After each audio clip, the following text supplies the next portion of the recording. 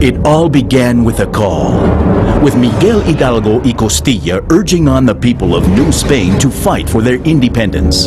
But history unfolds for a reason.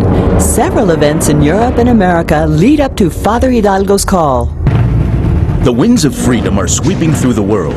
A war of independence is being fought in the United States to free itself of England, and the French Revolution seeks to cast off the tyranny of the king. These wars reaffirm the right of all people to fight for their freedom, for equality, and the right to elect their own governments. In 1808, Napoleon Bonaparte invades Spain and takes Charles IV and King Ferdinand VII as prisoners. This unleashes a war against the French and brings instability to the Spanish colonies. At this time, New Spain is the Spanish Empire's most prosperous territory, but its wealth benefits the Spanish crown more than it benefits the colony itself, which angers those who live there. Several clandestine groups form to begin the independence movement. One of these conspiracies sets off the war. The meetings of Miguel Hidalgo, Ignacio Allende, Juan Aldama, and Josefa Ortiz de Domínguez in Querétaro are discovered. Hidalgo goes to the church in the town of Dolores and calls on the people to overthrow the government of New Spain.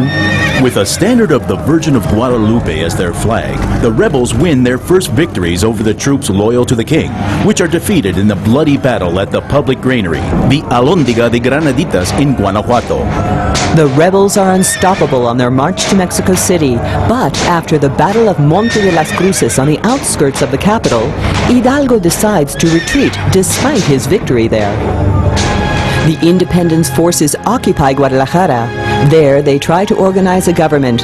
They start a newspaper, El Despertador Americano, and they proclaim the abolition of slavery.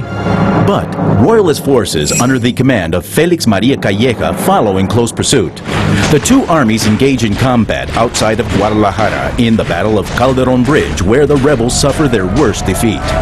Fleeing north, Hidalgo, Allende, Mariano Jiménez, and Juan Aldama are ambushed and taken prisoners in Acatita de Bajan, Coahuila. Later, they are tried and executed in Chihuahua. After the death of Hidalgo, another parish priest takes command, José María Morelos y Pavón. The high point of his military career is breaking the siege of Cuautla, where 7,000 of Calleja's troops had kept Morelos and 3,000 rebels under siege for 72 days. In addition to his military genius, Morelos is a visionary who seeks to provide the new country with a political organization. He assembles the Congress of Anahuac and reads there a document entitled Sentiments of the Nation. In Apatzingan, Congress adopts Mexico's first constitution, which establishes the country's political structure and a division of powers into the legislative, executive, and judicial branches. But soon after, Morelos begins to lose his battles. In 1815, he is taken prisoner, tried, and executed. In 1817, the independence movement was losing momentum when a liberal Spaniard, Javier Mina, gave it new impetus by arriving in Mexico with 300 men to fight with the rebels. After a bold campaign, he is trapped and shot in the back, accused of betraying his homeland. An event in 1820 changes the course of history. Spanish King Ferdinand VII accepts a liberal constitution, which eliminates many of the political, economic, and social privileges enjoyed by the Spaniards living in the colonies. This accelerates the move towards independence in Mexico. Creoles, Spaniards, mestizos, the indigenous population, and other elements of society all fight for the same goal, although for different reasons.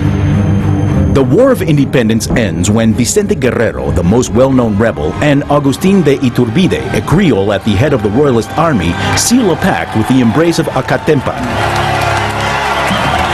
With the Plan of Iguala, or the Plan of the Three Guarantees, Iturbide proclaims the independence of Mexico. After 11 years of fighting and 3 centuries of domination by Spain, Mexico emerges as an independent nation. History belongs to everyone. Bicentennial of Independence, Centennial of the Mexican Revolution, the Mexican government.